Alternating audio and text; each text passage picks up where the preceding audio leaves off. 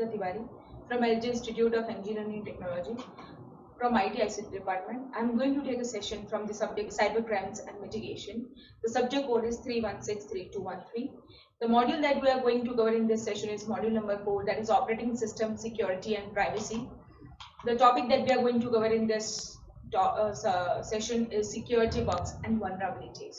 Now, bugs means the different viruses which are present, the different weaknesses, the vulnerabilities. So basically we are going to study what the security bugs and vulnerabilities are present in the operating system. So security bug, initially, what is a bug? So a security bug or a security defect is a software bug that can be exploited for what? To gain unauthorized access or privileges on a computer system. So basically when we talk about security bug, it introduces security vulnerabilities by compromising one or more of what? Authentication of users and other entities. Now this is the very big thing. Authentication means to get into the system by authentified. Authentication is of a particular user. So basically the security bugs come in one of the system where the authentication of the users are there and also the other entities are involved. So when we talk about the authorization, so authorization of access rights and privileges, because it comes with some rights and the basic privileges which is being defined with the authentication part. Now here the first word that arises in our mind with the word of authentication comes like computer security, what it comprises of. And what it comprises of, first it has a firewall, then we have antiviruses, then we have passwords, then we have email scans. Now these are the things which are already there into our system. Our system means our computer system, where the security involves these many parameters. Already we have discussed what is a firewall. Already we know what is an antivirus, what is a password means authentication, and the email scans where the email is all the mails has been scanned in order to check or verify the malicious code which the criminals do actually in order to hack the system. So basically this is the pyramid structure where it already includes all these things. Now with respect to that, how a security bug is being introduced and how the system is being compromised by the vulnerabilities. Now the different vulnerabilities we need to have it in detail. So here the security vulnerability, if we talk about, the organization publishes a list of top web security vulnerabilities based on the data from various security organizations. Means from various security organizations it has made a list. The web security vulnerabilities are prioritized depending on exploitability.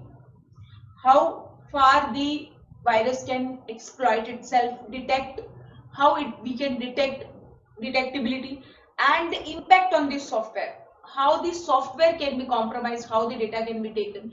So basically these are the various areas from which the web security vulnerabilities have been defined. Now with respect to that, how, what and when the impact or the damage can be caused to the security. So how much damage will be done if the security vulnerability is exposed or attacked? Highest being means complete system crash, and lowest being nothing at all. So these are the two things that we need to understand in terms of vulnerabilities, in terms of security. So basically when we talk about vulnerability, so the vulnerability word arises, how much damage will it be done if the security is vulnerable, and with the highest, with the lowest, highest will be how the complete system crash can be done, and lowest can be nothing at all, means nothing can be done. Now with respect to these only, the different vulnerabilities have been defined. Different vulnerabilities, the first word arises with the different the three basic things. First of all, the exploitability. Now what is the need to exploit the system vulnerability? So highest exploitability when the attack needs only the web browser, from where the attacker can go into the system and can get the details, and the lowest being advanced programming and tools. So if it is advanced, the programming tools, it is already there. So it is very much important in order to have the attack that needs to have only the web browser and the advanced tools, so that the attacker can be stopped. Now, with respect to that, we have another concept on which the vulnerabilities are defined, that is detectability. How easy it is to detect the threat. Highest will be what? The information displayed on URL, means it is already there, form or a message bearer, and lowest being source code, the source code itself, where it is not easy to understand, but not easy to convert it. For that we need to have a converter. So lowest will be our source code, and highest will be the information which is displayed on URL, which we can read it and we can get into it. So this is what the detectability part is.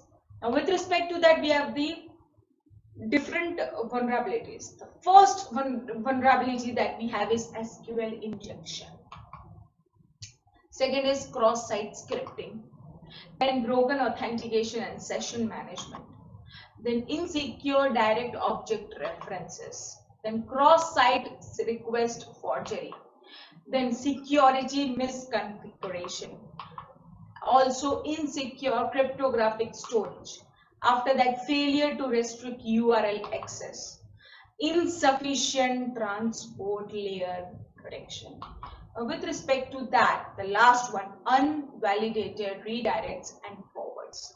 Now, these are the top 10 security vulnerabilities which attacker can get into it through these many vulnerabilities areas. Okay, with respect to that, we have 10, but here in this PPT I have explained only 3. The other you have to do by yourself, or in the references book it is given.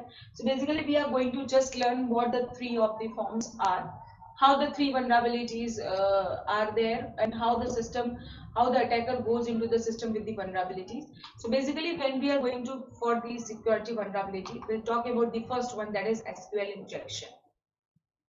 Okay, now what do you mean by SQL injection? Now, injection means it is a security vulnerability that allows an attacker to alter backend SQL statement. So here SQL injection means in the form of SQL statement, that is queries, by manipulating the user supply data. So with the help of the queries which are already there in the SQL statement form at the backend, which we are using it as a database, so there they can change it by manipulating the user supplied data which is already there. So they can manipulate it and then they can use it. So this is what the SQL injection is, where they can alter the data. Okay, now so injection occurs when the user input is sent to an interpreter, means in middle, as a part of command or query, and trick the interpreter into executing unintended commands, okay, which gives access to unauthorized data. So basically SQL injection is a form of data, is a form of attack where the user input is sent to an interpreter in middleman, where it is a part of command only or query only, and also the trick of the interpreter, so that in executing the unintended commands, when it is not intended, but it is not given by the user, where the commands will be altered and give access to the unauthorized data, which should not be given. So this is what the SQL injection is. Now, with respect to that, we have implications also. An attacker can inject malicious content because it can get into the system so that it can alter it, and it can inject the malicious content in the vulnerable fields. Then sensitive data like usernames, then passwords, etc. can be read from the database. It can get the usernames, the passwords connected with the username from the database very easily, and it is a very important information. Then database data can be modified. Modification in terms of insert, update, delete. Okay, so these are the different things. Now, after that, administration operations can be executed, means the admin part, where the main operations part can be executed on the database also, so that the unauthenticated query can be fired.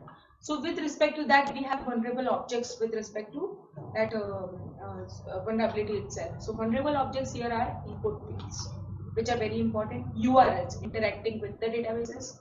Okay, now with respect to that, we have an example also how it is. So SQL injection on the login page, as how login into an application without having valid credentials. So what it will be? So the valid username is available and the password is not available.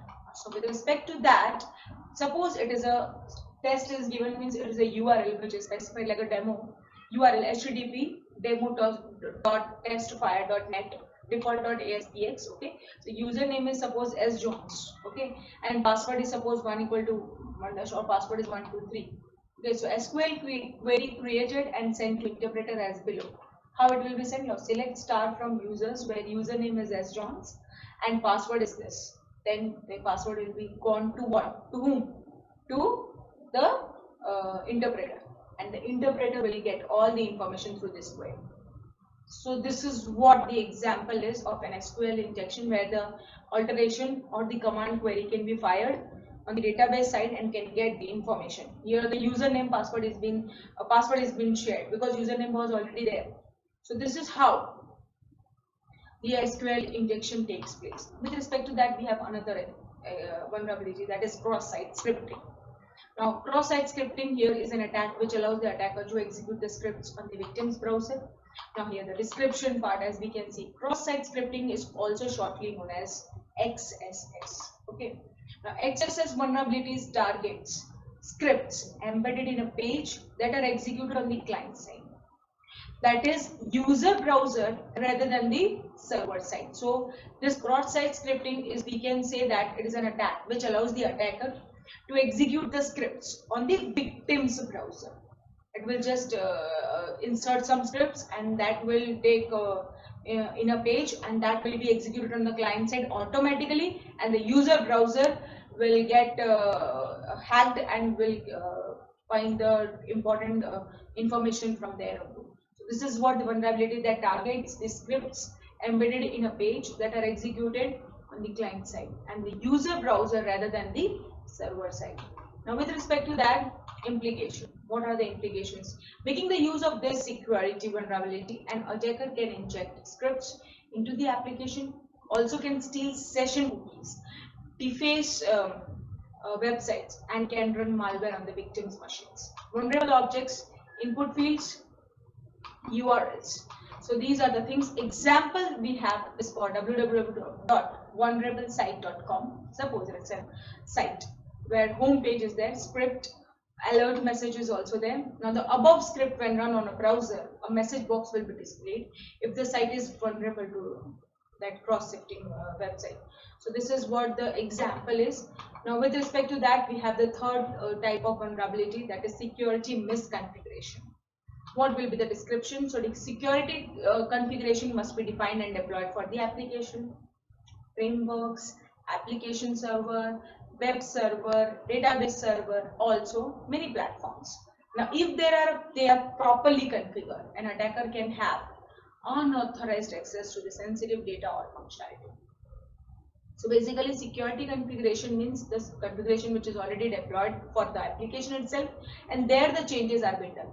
Now, it can be in frameworks, it can be in application server, it can be in web server, in a database server, and any other platform.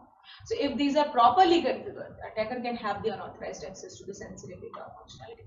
So sometimes such flaws result in complete system compromise, highest priority, where the system will be compromised. And with respect to that, we have implications also. And making use of this vulnerability, the attacker can enumerate the underlying technology and application server version information, also database information, and gain information about the application to mount few more attacks. So basically this is the vulnerability where the attacker can enumerate any of the technology, also the application server version, application information, also database information, and gain information about the application itself to which it is targeting, and to mount a few more attacks to get into the system and to create more attacks also. So basically this is what the implication. The vulnerable objects is URL and form page which we are filling into the forms. So basically we have the two vulnerable objects. Now with respect to that, we have example also. Suppose we can say one example, the application server admin console is automatically installed, means it is automatically installed and not removed. So the default accounts are not changed, and so the attacker can log in which default passwords and can gain access to the unauthorized access. Now with respect to that, the directory, that is listing, is not disabled on the server. and the attacker discovers and can simply list directories to find any of the file. So basically these are the two examples, okay, where the listing can be done and where the application server admin can be automatically installed and can get access into it. So from this we can get that we have different vulnerabilities of what security, and that vulnerabilities are in a form of like how it can get into the system. So basically the security vulnerabilities have to be removed and we are knowing it what the vulnerabilities are. So this is what we have learned in this lecture, and the next topic we'll be doing in the next session. Thank you.